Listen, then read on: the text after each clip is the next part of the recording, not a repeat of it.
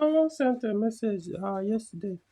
Uh, he was interested to get Peugeot 308 2012.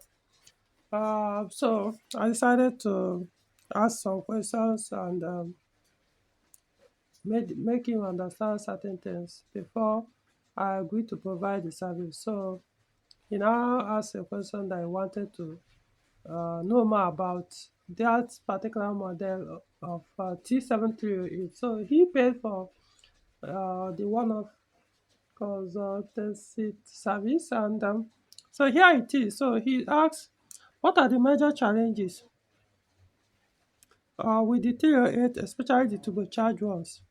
And he also added, I've already done some research, but you will definitely have a more informed opinion. Okay, um, so what I've decided to do, because it's quite a lot to explain, is to do a video to do this explanation. Uh, then I'll not publish it. I'll not make it public when on YouTube. I will unlist it. I will not make it public. It will be under unlisted videos. So, and I'll send him the link to watch. Is what he asked for. Then maybe a day or 2 days later, I will make it public. Okay, so now he is specific on the challenges, so it's not about the positives. I could add the positive, but that's not the focus of this video.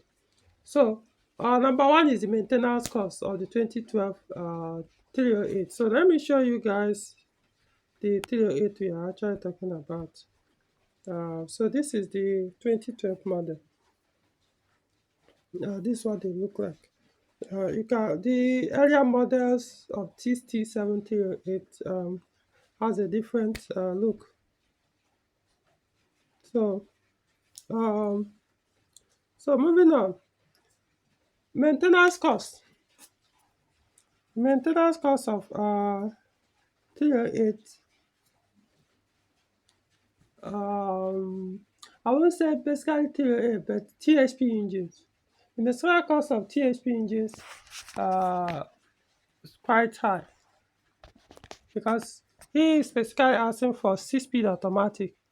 And as far as I'm concerned, the only where the only model of or version of this T7 you can get the 6-speed automatic is the one with THP engine. As far as petrol is concerned, petrol engines, you can't get it on the VTI 120, the non-turbocharged one.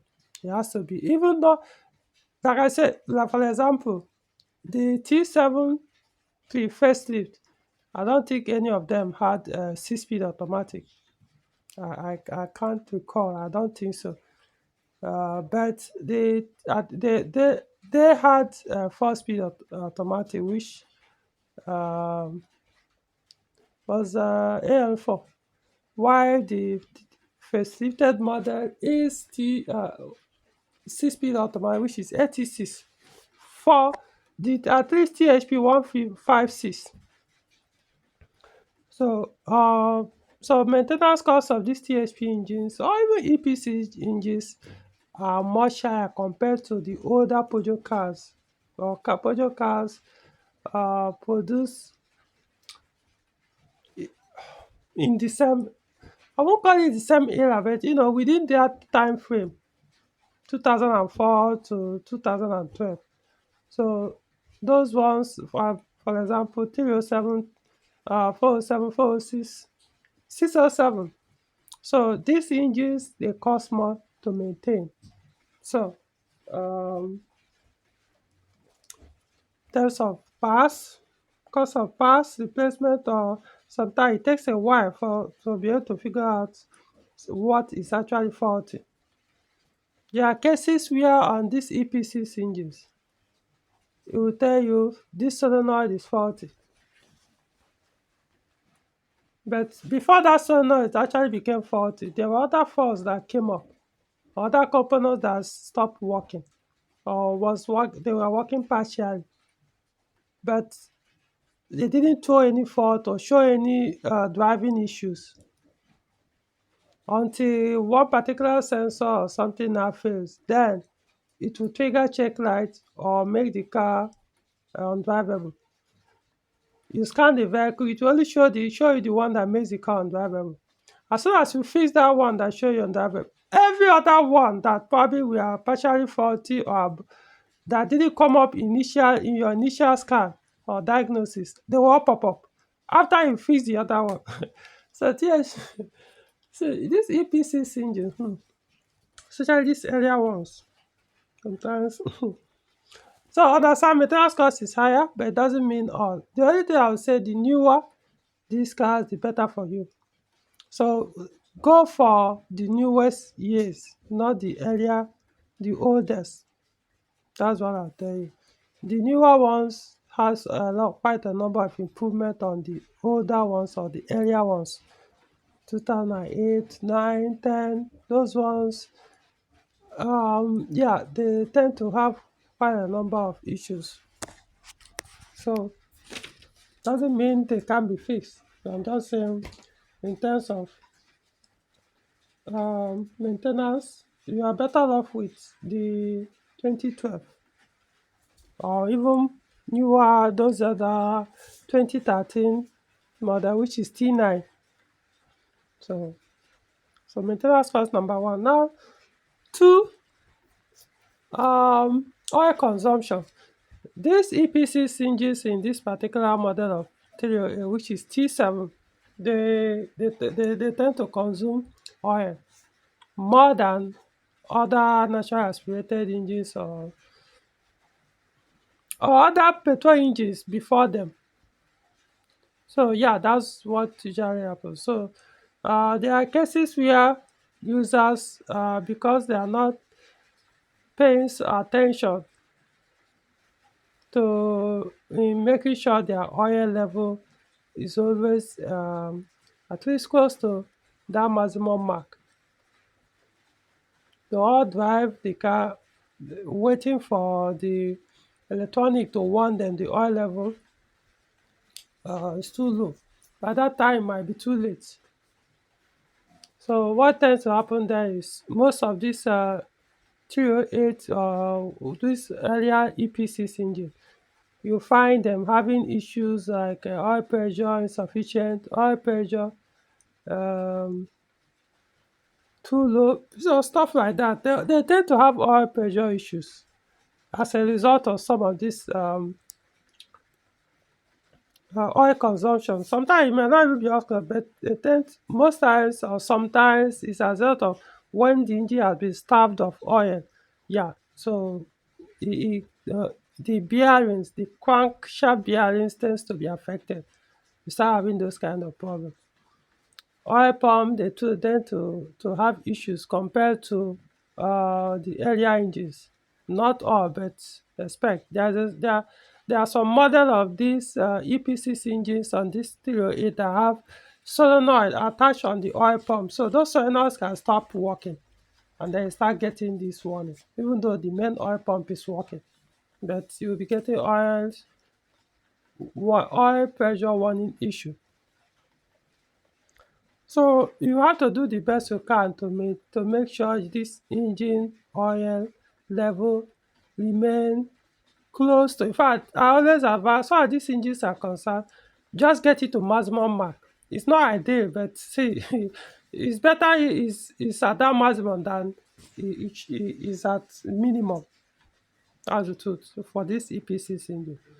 So there's nothing you can do. These are direct injection engine. To me, it's a mistake. The technology is a mistake. I could understand why car manufacturers switched and started producing this engine. You know, gives this engine a little bit more power with lesser fuel consumption. So they had to now downsize the engine and then put. But at the long run, it's a mess. Almost every car brand that use direct injection engine suffer this kind of oil consumption issues or carbon deposits. It's just not the best engines,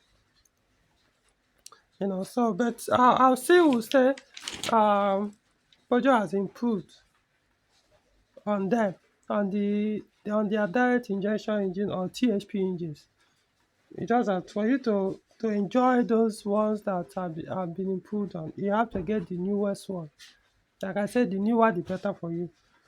Now fuel pressure. These THP engines, they have uh, two fuel pumps. Now when I mean THP engine, I'm referring to the turbocharged engines in this 308 you are looking at. So they have two oil pumps. The standard electric pump that is mounted in the fuel tank, while the other one, regarded as HPFP, high pressure fuel pump, is attached on the engine. It's partly mechanical and partly electrical. So that's the one that is not cheap to maintain, and that's one that sometimes tends to fail before others, before the in-tank one, and again not cheap to replace. um so the reason why I'm pointing out about the fuel pressure is, if your fuel pressure on this turbo engine drops, you will lose your power, engine power. So the high pressure fuel pump tends to cost higher.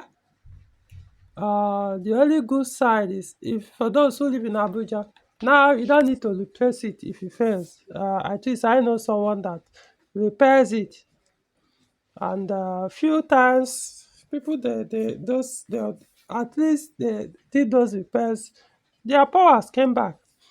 I can't say for sure how long the repaired ones lasted, but at least the price of the repair compared to the purchase of a new one or a used one, it makes sense to repair. That's the truth. So it's not a big deal if you live in a place like Abuja, where you can easily have it repaired if it fails. So um but at least that's one of the challenges: high pressure fuel pump. But if you live here, it's not a problem. However, the in-tank one do fail, but people always focus on the high pressure fuel pump because that's the one that fail more often. So when the in-tank fails, they will usually neglect it and be focusing. Some will keep changing the high pressure fuel pump, yet the issue remain, not knowing that it's just the one in the tank. Even some of them have external filter, which can block and damage and make the in-tank fuel pump not to send fuel to the engine. It will now look as if it's the high pressure fuel pump that is caused. So you have to find someone who can properly diagnose your fuel pressure issue. Yeah, if you scan the vehicle, it will tell you something about fuel pressure related, but it doesn't necessarily mean it's caused by high pressure fuel pump. So these are one of the challenges, but like I said, with proper diagnosis, not a problem. Now I know someone that used his THP engine, and it lasted over 100,000 kilometers without failing. So that's a good thing. So I'm not. So don't put it like, oh, so it means it's something that you have to be dealing with all the time. So I can't tell you what usually makes them to fail. So I don't know for sure, but I know someone have used this over 100,000 kilometers. I was still working well. Last time I saw the car.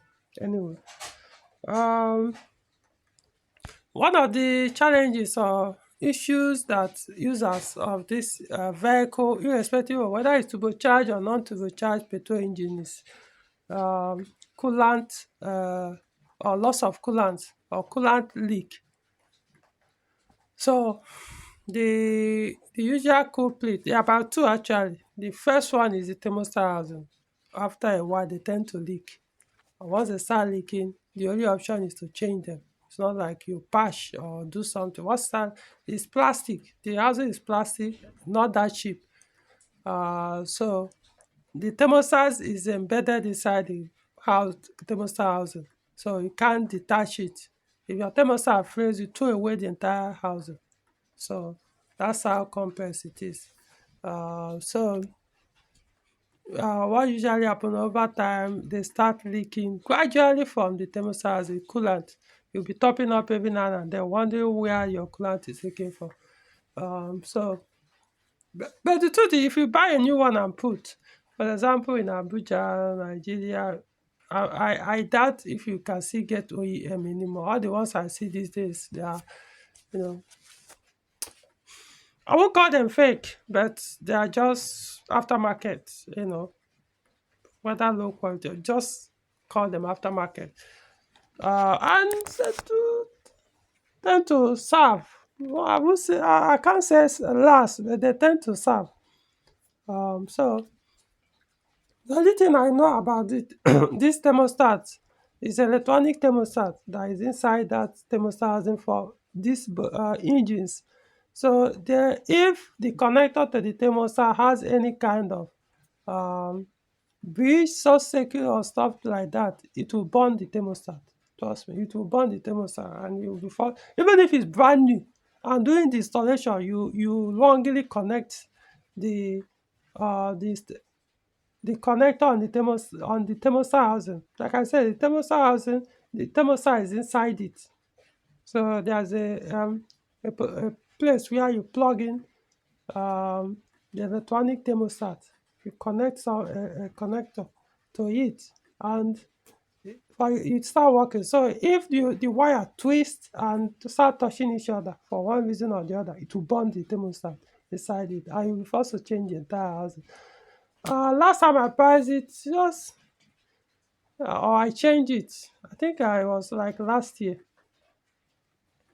if I'm not mistaken, or earlier this year, forgotten. But between 50 to 70,000 or so. I can't remember. They have different prices depending on the model. They are not the same model. The manuals, the ones with manual are different. Manual transmission, the one with automatic transmission are different. The one with turbocharged engines, sometimes are different. Just is the best way is before you order yours, confirm uh, the the the design to be sure it's exactly the one you are buying. Otherwise, you will have to return the housing. Other place that can cause coolant leak is there's a plastic pipe that connects the water pump to the thermostat housing from behind the engine. The plastic pipe, so sometimes they tend to break, crack, stuff like that, or they start leaking from where the pipe enters the water pump or enters the thermostat housing at the ends of that's each, is a pipe. So the end that enters the water pump, there's a seal there that could fail. Likewise, the one that enters thermostat housing, there's a seal there that could fail, can fail too. So in that case, yeah, they will start leaking from there. Sometimes it will just break. But I always think that break is could be maybe wrong installation, or if you do not install it properly, could make it to break. So um, the coolant reservoir tends to fail as well. Sometimes the coolant will start leaking out from the body of that tank or reservoir. Um, the one that is worst, but it's not that necessarily common.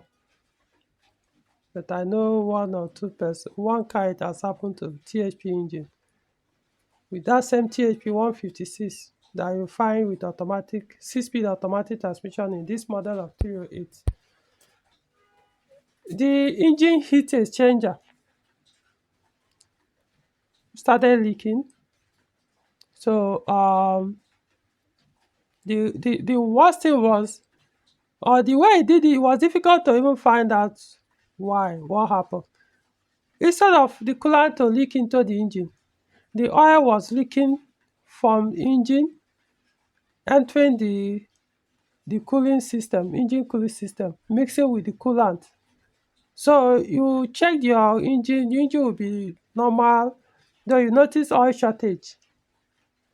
But then you open your radiator or your expansion tank, coolant expansion tank, whoa, you see milk there. The oil has mixed up. So because as a result of the heat exchanger failure. So, but this is not like peculiar to THP engine, but I'm just saying something that happened to a vehicle. If you go online, you could find one or two persons that have also experienced that. So, but the good thing is they are available. The heat exchanger is available, new one, used one. Our person will go for new one because this is not something you want to risk with use, knowing that it could happen. Maybe it is almost about to happen and you buy and put. It could damage your engine actually. So it's not a joke. But it doesn't mean everyone has. Again, the newer the for vehicle you buy with THP engine with 6-speed automatic, the better. So in that case, the earlier 308 or pre-facelift will not serve you better if you want to avoid, or if you want the one that has been improved on, then it's not that earlier model that you should go for. Engine power. So one of the things about this THP engines or VTI 120 engine, that's THP is the turbocharged again. I think I mentioned earlier. The VTI 120 is the non-turbocharged petrol engine. And they are all EP6 engine, both the turbocharged and non-turbocharged. So one thing about them is there are some faults that would cut off the engine power. You just look like we are driving a tricycle, which we popularly known as keke napep here. That's how your engine is. There are cases where even it doesn't matter, you won't be able to go above 60 kilometers per hour. If you like, put your throttle to the floor. Sometimes you could manage to get close to 100 and maybe that's it. The funny thing is for the turbocharged ones, you will just all of a sudden you switch the off, you start your vehicle, power is there, you press it down, downshift, quick, upshift. By the time you get to 100 kilometers per hour, sometimes even less or a little bit more, all of a sudden, boom, the power will cut off. You see yourself, it's as if you are drawing back, something instead of moving forward. You know, the car will lose all the powers. Sometimes it could be as a result of accessories that works with turbocharger. If it's not turbocharged engines, most times it has to do with the two camshafts, the two VTC camshafts, or known as camshaft diffuser, which is attached on the camshafts. It could be anything. Some could tell you it's usually the solenoid, VTC solenoid, or the camshaft diffuser solenoid.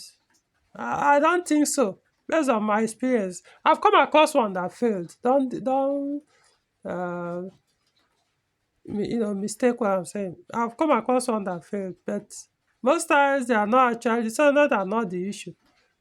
Could be anything. Could be connection to the solenoid. It could be the VTC sprocket itself, that's the camshaft diffuser itself. And it could also be there's a ring on behind the camshaft diffuser that when you start leaking on the camshaft, you start losing oil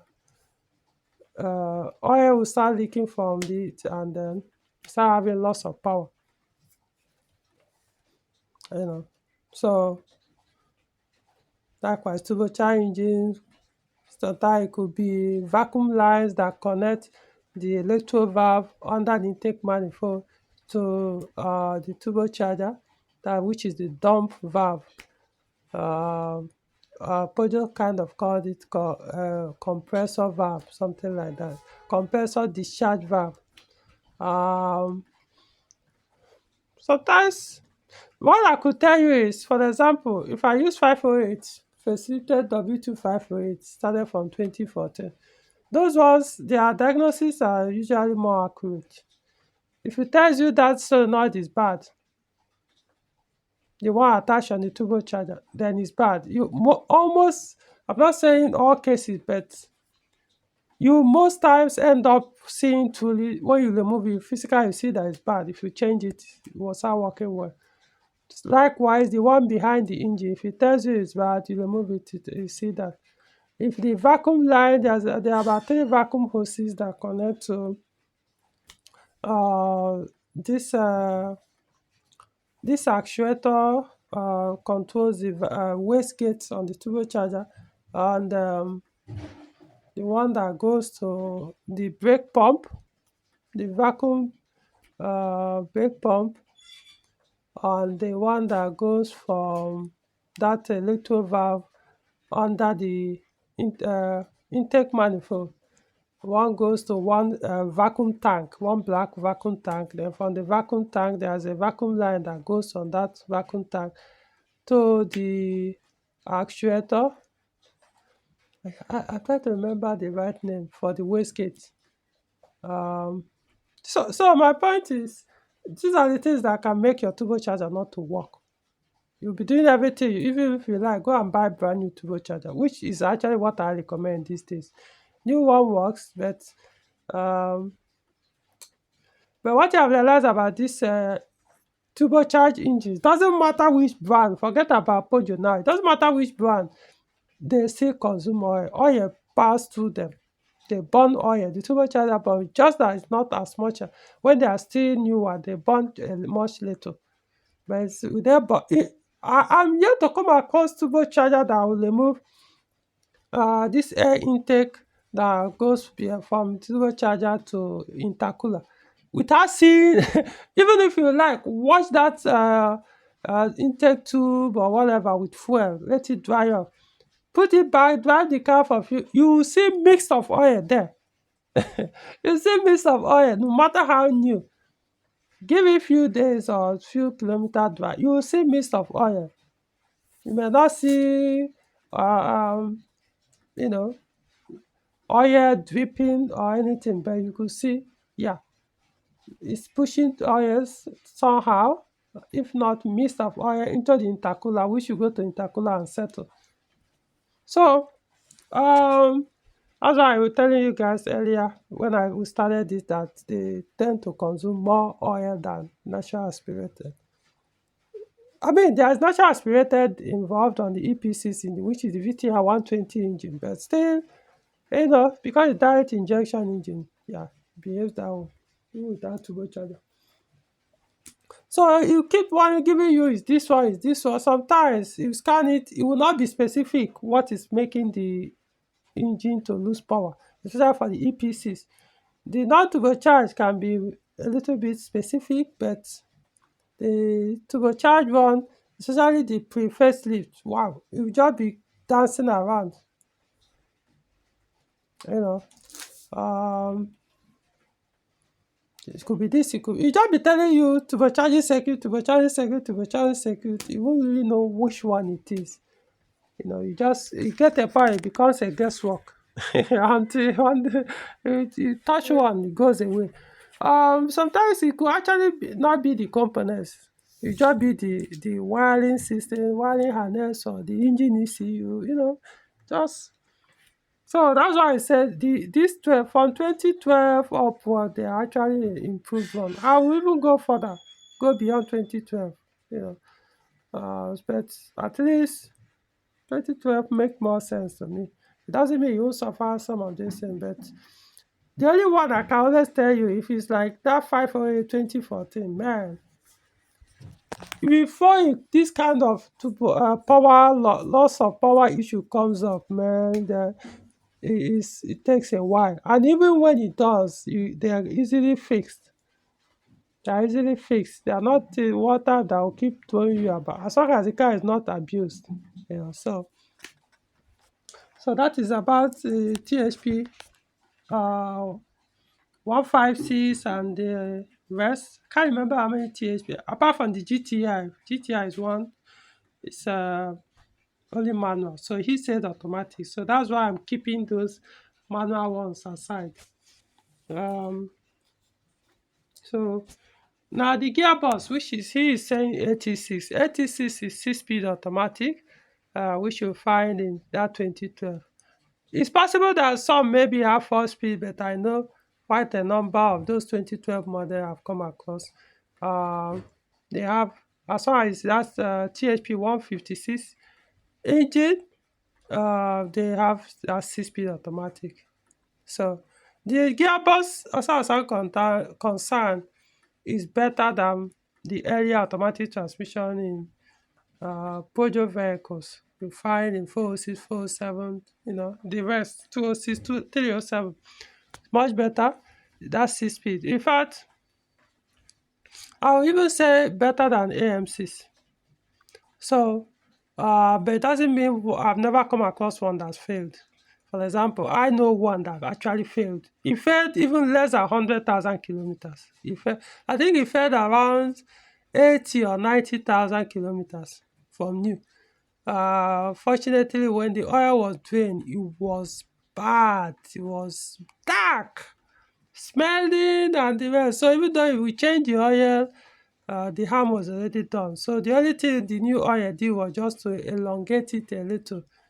It kind of did few more kilometers. I can't remember maybe whether he was able to run for like another 1 year or some months before he eventually packed up, you know. But he was already showing that sign of about to pack up, saw some of this boom. All of a sudden, sometimes it won't shift smoothly. The sign was coming, it was already happening. Change the oil. It did as if he reduced all those symptoms. Then one day, just packed up on the road. The car has to be towed, and then the gearbox changed, and that was the end. So that's the only thing I would say about the 86. I'm yet to come across another person's own, at least that I know, that's failed. Every other, sometimes I do recommend people change their ATM, just like the what happened to the one of 80,000, 90,000 kilometers, because they are regarded as indestructible gearboxes, automatic transmission. Sometimes telling people to do that, you be like, hey, because of the ATF issue, availability issue, or quality availability ones in Nigeria, we wouldn't want to be the one to go and create problem for the person. Something that is working, you now go and change oil, and the gearbox hasn't been behaving. So you'd be like, hey, but you still do what you have to do, as the professional, you have to you know, give that advice. It's now up to the person. You explain the risk. The good thing about the 86 gearbox is there is the one of the alternative good oil for that gearbox is available in Nigeria, which is that total MVLV Fluidmatic or Fluidmatic MVLV. It's available. There's on 6 ATM, if I'm not mistaken. It's available, so it shouldn't be an issue. I'm not saying it's cheap, but it's not expensive compared to ATF for AL4. Trust me, ATF for AL4 is almost like triple price of this or double. I don't even remember the last time uh, I priced that like that liquid moly top tech 1200, which is a good alternative for AL4, AMCs. Basically AL4, because AMCs there are other alternatives much cheaper you can use, but the AL4 basically that's the only one you can use as if you are going for good alternative to the recommend the OEM. So it should be probably a 30,000 naira a litre now. So that's why I said the total own is much cheaper, way cheaper. I honestly don't know the current price now, but it's way cheaper. And so maintenance of ATCs in Nigeria is not a big deal. Your hair is available, it's not expensive, so you should be able to make it last longer for you. They are not known for giving issues, but it doesn't mean it should be taken for granted. So so I think I'll stop it here. It's not a common car in Nigeria, in Abuja, let me put it that way. The 2012 or the facelifted T7308. It's not a common car. So looking for a used one might not be that easy to find.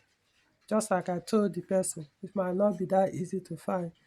So what I'm saying is you could search the whole Abuja and at that point in time, no one is available for sale. I do see them once in a while, and trust me, they look good when they are driving past, especially the ones that the LED in front are still working. That LED under the headlight, or that, the one that is the directly above the fog lamp. So they tend to look nice. But I will still tell you the pre-facelift 308 front end has more aggressive look than the facelifted model, but doesn't, you you like what you like. You could maybe, who knows? I might, let's assume I have it now. I might start seeing it differently, but I'm just saying as an observer, even though I've driven both. But as an observer, leaving them both in front, side by side, yeah, the front, the preferred swift, they have that aggressive front end. The rear end, they are all the same. Uh, Point is, yeah, of course, there are a few things to differentiate them, but generally they don't look much different from the rear. But the front, yeah, they look different. So interior wise, they are basically the same, not much difference. Um, some come with this pop-up screen, some don't, some I don't know. So yeah, of course, if you are comparing like 307 to 308, 307 is dated. The interior kind of looks, what I mean dated means doesn't look modern as such compared to today. The only 307 that kind of looks cool is those one with RT3 or RT4, what's it called? Telephone system uh, or entertainment system. So, but every other one, all those RD4, just looks very dated. But then, I'm referring to people that like something new, to look new. But someone like me, hey, how about what is under the car? What is under under the bonnet? What is under the wheel? Under the fenders and the rest. So those are the things I pay more attention to. Of course, I find a car has to be attractive to me first physically before I even consider owning one. So, but then, at the end of the day, I may not care so much about it. The interior might look so good, but it's not a priority. Even if you like, have a aeroplane inside the interior. Let the interior looks like aeroplane cockpit. If you have no enough juice, if you can't perform well to satisfy me, I just can't own you. It's not possible.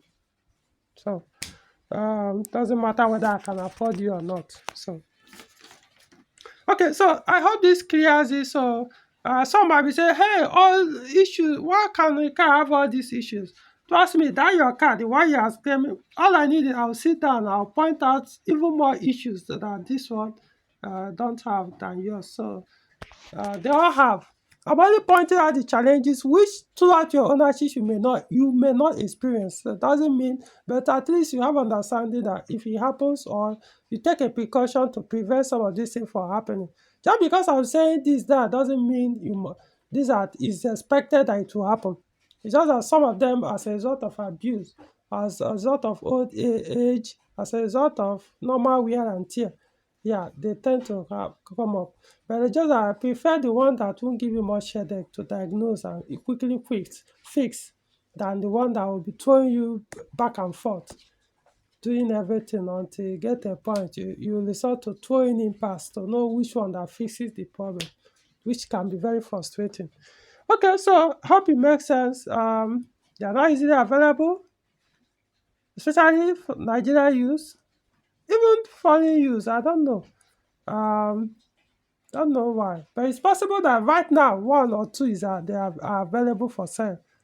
Use one or direct to Kubo. You never know until you check. But right now I don't know. But I know all the while I've been going around looking for cars for people. I can't tell you how many, if I've ever seen one recently displayed for sale in Abuja's car stands. So, but all I do know, once in a while, I've seen someone would drive it past me as private use. So, I mean, some of these, no matter how few they are, one or two might decide to sell theirs. So, okay, so like this video, even though it's actually a private video for the person that paid for this information, but eventually I'll make it public. So if you are privileged to now watch it, want you to appreciate the person that made it possible for you to know about this information. So like it, subscribe to the channel, and look out for more videos like this from me. If you want this kind of thing, detailed explanation, which could be very long, why not? You contact me via WhatsApp to the chat. You make the payment. I'll do it for you. Yeah, other people eventually will gain from me, but it's for you. So you get to hear it first. Sometimes trying to type, you see, when it comes to typing messages, so that, because some people say, no, explain this thing to me. Do you expect, how do you think I'll be able to type and explain all these things I've mentioned? We are talking about days of typing message on WhatsApp for me to have to explain all these things. You know, it might be too, maybe boring to you for me to be talking too long, going round and round. But anyone that wants what he wants, all you need is patience. You get it. Because to you, it might be boring. But to somebody else, wow! So such information exists. Oh, this kind of thing. Oh, if I had known that this is the way I would have prevented having this experience on my earlier 307, 308, I would have done that.